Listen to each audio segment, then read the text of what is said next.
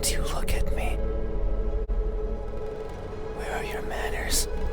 If a stranger asks for help, is it right to ignore them? Is that how it is?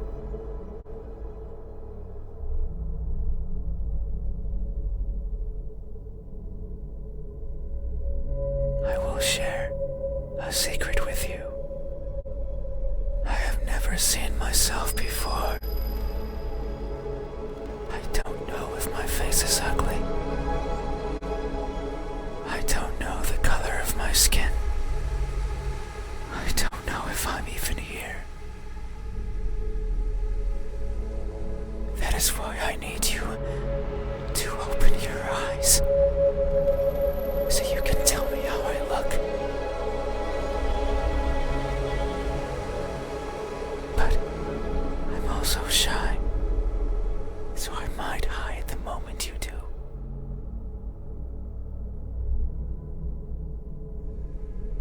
You won't find me anywhere, and soon you will forget. Like a faded dream. I know you're not asleep. You listen with those tiny ears of yours. They look so fragile. Like I could almost grab them. Put my fingers around them and tear them off. If I do, will you scream? Will I hear your voice? It was a joke. I'm joking. Don't be scared.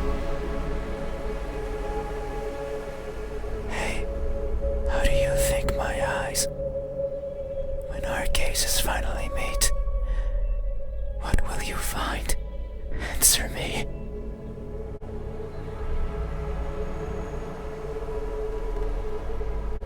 They look empty.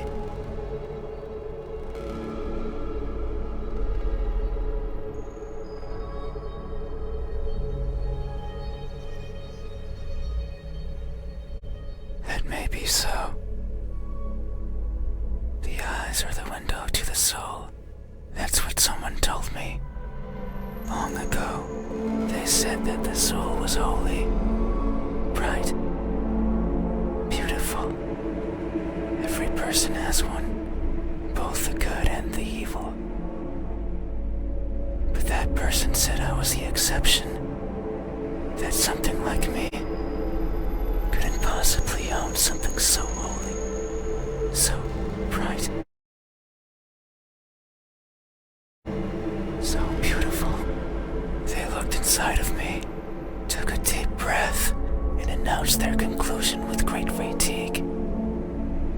Their eyes that could see it all, couldn't find anything in there.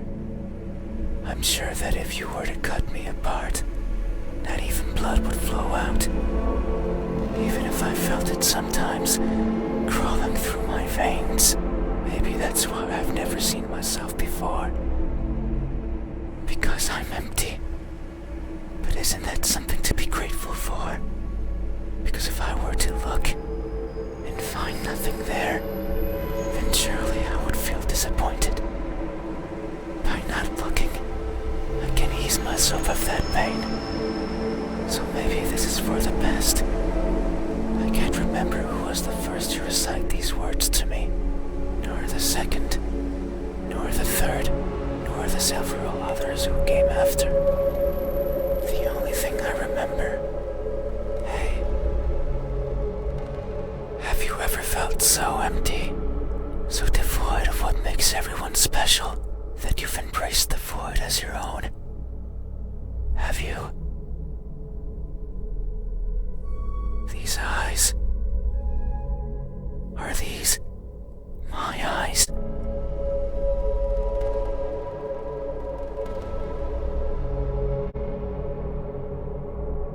Is that so? Then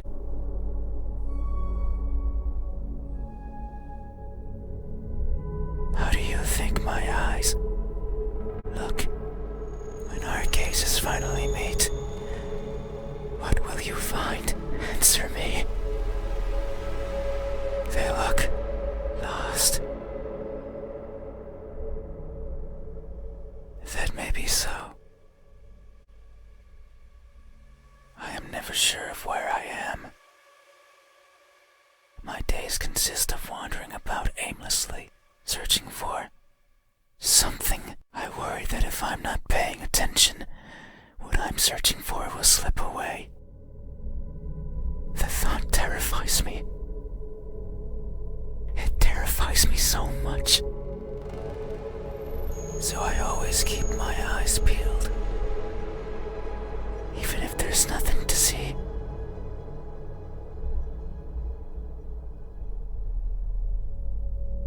That way, nothing will slip away, no matter where it goes, and no matter where it hides, no matter how terrifying the world might be, no matter the countless terrible things I witness by mistake in the process, no matter what, I will never blink. I will forever be confused by the world around me. I will forever be lost. But what is that something that I'm searching for? It's been so long since my wandering began. I can no longer recall the feelings that drove me to it. What is it? Is it something I can hold? Is it a being of flesh and bones? Is it nearby? Is it you? Hey, have you ever looked so fervently for something that you end up losing yourself in the process? Have you? Are these my eyes? A good answer.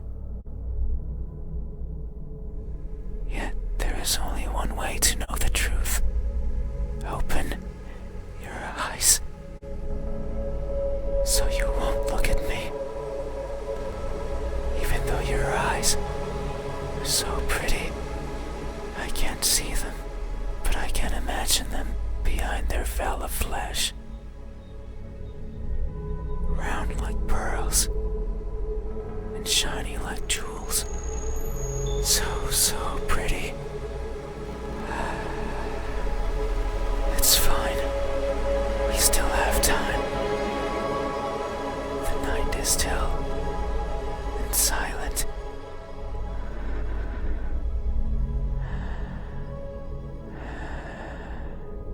People are good at closing their doors.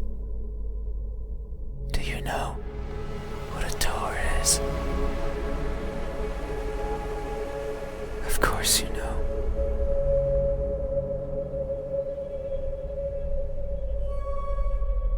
You have one right there at the verge of your little world. A door is a barrier to keep the bad out. The bad can be anything. A bad person, a bad smell. And sometimes, me, I can't open doors. I find them tricky. Should I push or pull? Should I turn the knob left or right? Should I try to take it off its hinges? Should I chip away at it, hoping it will fall apart? And what happens when it opens? Do I close it behind me? Do I keep it open? But that might be rude to the person who had it closed. But then, how do I get out? And what happens if the wind pushes it close? What then? So many options. So many things that could go wrong. Whenever I stand in front of a closed door, it paralyzes me. I stare at it for a long time and think of my excuses, because that's all they are. What bothers me the most about closed doors is the idea they exist to keep me out.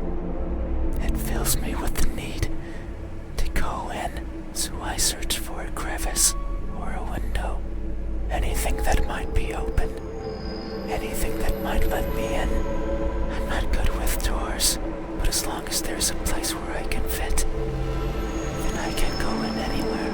Every night, I hop across the shadows of the streets.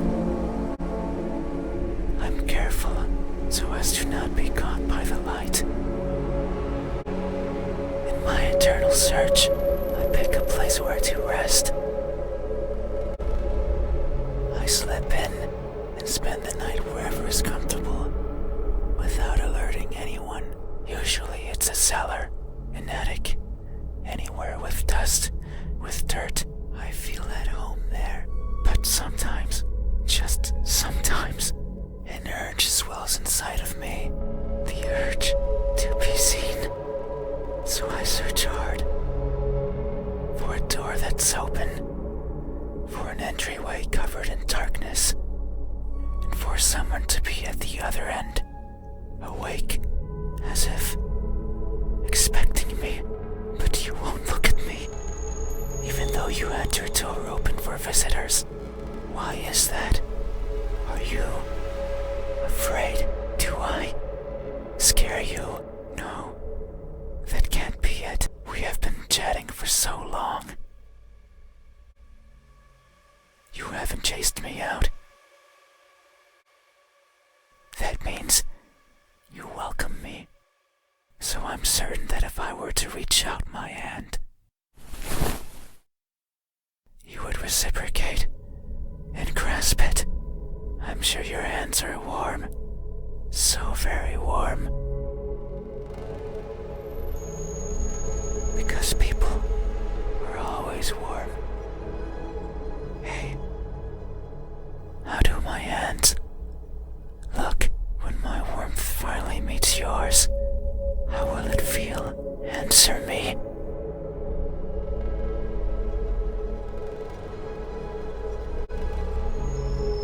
They look incomplete.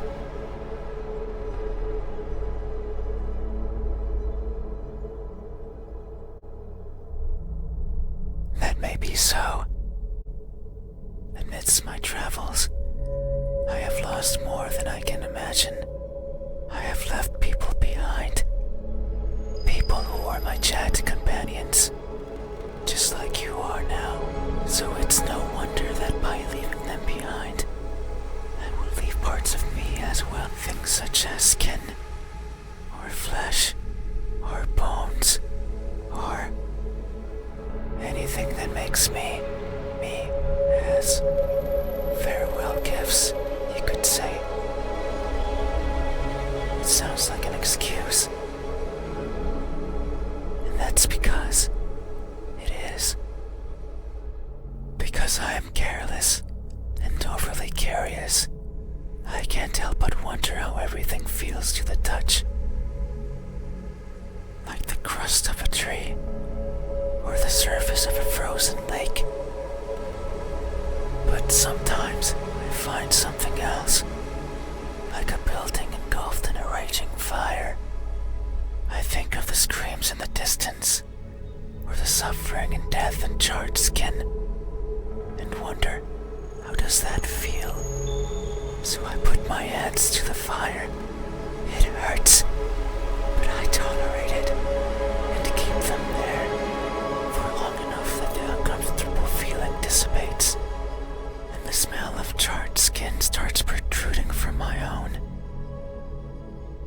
And when I take them out, the feeling persists. That horrible but intoxicating feeling. I seek such extreme sensations. The edge of a knife sometimes provides it. Other times, the fangs of a beast. Most times, however, it's by mere accident. I would place my fingers over a benign surface, only to discover it's covered in spikes, and I would leave my hands there as I traverse along it, leaving parts of my body as a farewell gift. In that sense, it's not so different from what I was saying before. The fire and the blades are friends. They have granted me times of great fun, so it's only polite something of yours as a sign of thanks. But there's one thing I've always loathed from these encounters. They're always painful. I'd rather they weren't. Hey, have you ever placed yourself in harm's way, only to feel a satisfaction you've realized is not yours? Have you? These hands, are these my hands? A good answer. Yet, there is only one way to know the truth.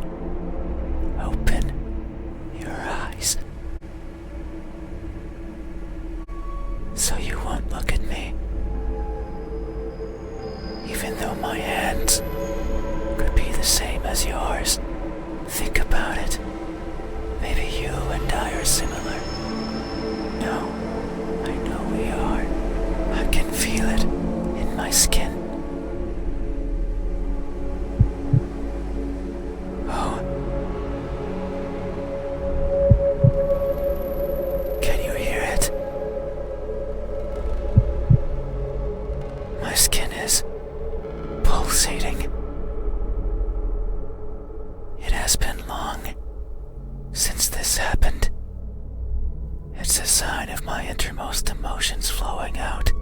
I wander the world, wanting to be seen. I'll be satisfied as long as someone tells me how I look. But it's not like anyone will do. If it did, then it would be oh so easy, since I could show myself to everyone at once. Every living person in this land, and ask them all the same question. Someone will answer. There's no doubt about it. But it might not be the answer I wish for, since I don't want to be judged. I don't want to be perceived as something I'm not. It scares me. That is why, when someone is on the verge of looking at me, I shy away. I hide, fading into the dark. But you might be different. If it's you, it might be possible to stand still, if only for a second. That way you can help me, and we can both be fulfilled. Just thinking about it, it makes me feel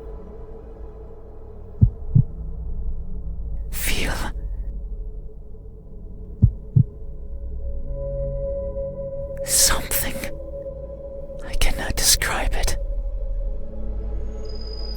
I am not good with words. There was a person in my past who taught me to speak like a person. They were not good at it either. And thinking back on it, they certainly didn't enjoy it. To teach a wordless being how to talk must be a challenge. Yet, they did. Simply because they could. It is weird to remember, because it makes me think of why I want to be seen. And I am not. Sure, I don't care much for my appearance. I don't want to be judged. But if that were it, I could easily stay out of sight. So why is it? Why do I want someone to recognize me so much? Maybe it's only because I can. Because everyone gets to be recognized. But me. But I will. Soon. Once you open your eyes.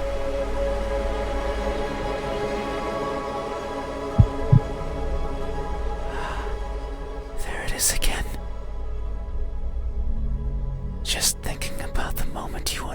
sight onto me.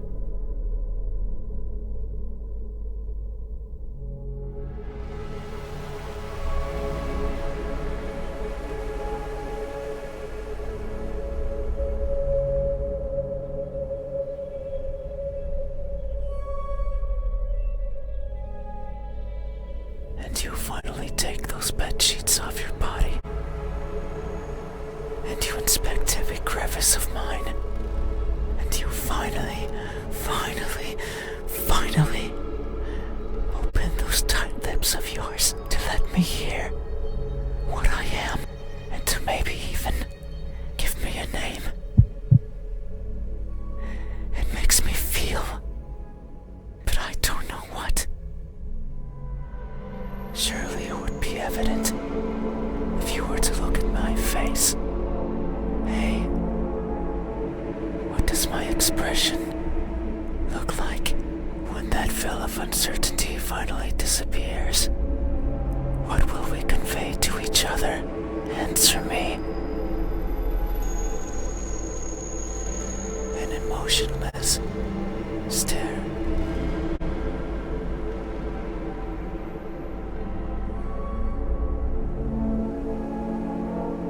That may be so. Expressions are difficult. They require one's face to contort in many different ways. I am not capable of that. Everything about me is stiff. From the way I walk, to the way I talk, to the way I feel. It is something I noticed long ago.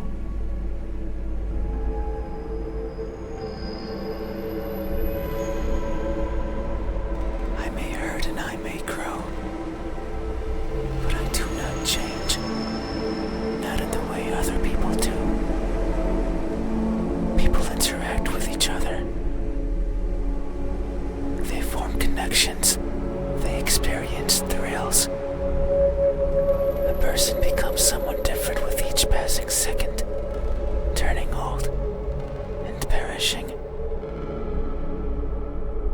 However, I don't think I'm capable of any of those things. My journey began long ago.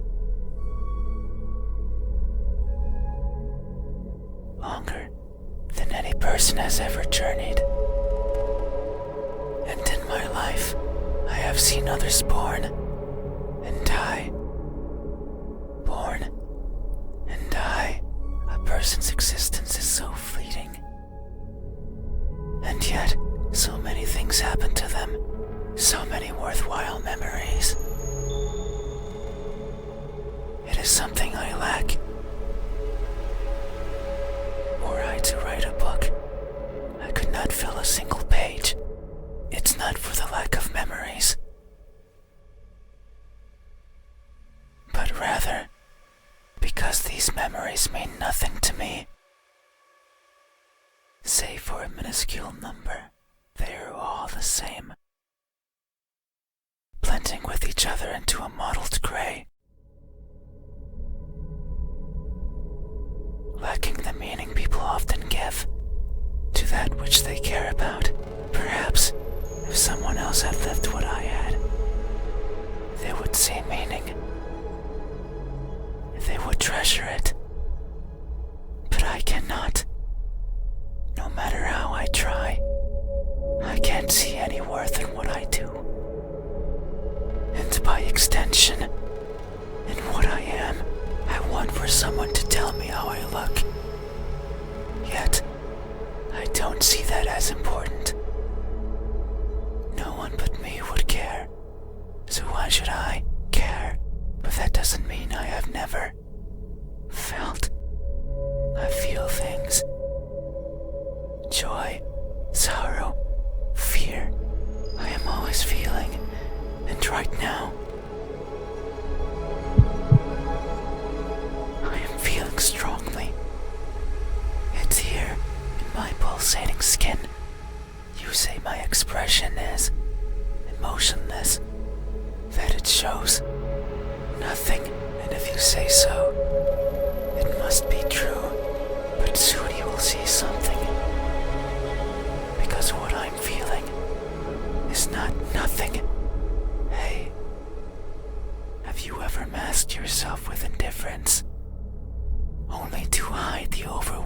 emotions hiding beneath. Have you? This expression. Is this my expression? I see. Thank you. You have truly helped me tonight. These are my eyes. These are my hands. And this is my expression. I consider these my most treasured features, and you have helped me picture them all. No one has done this for me.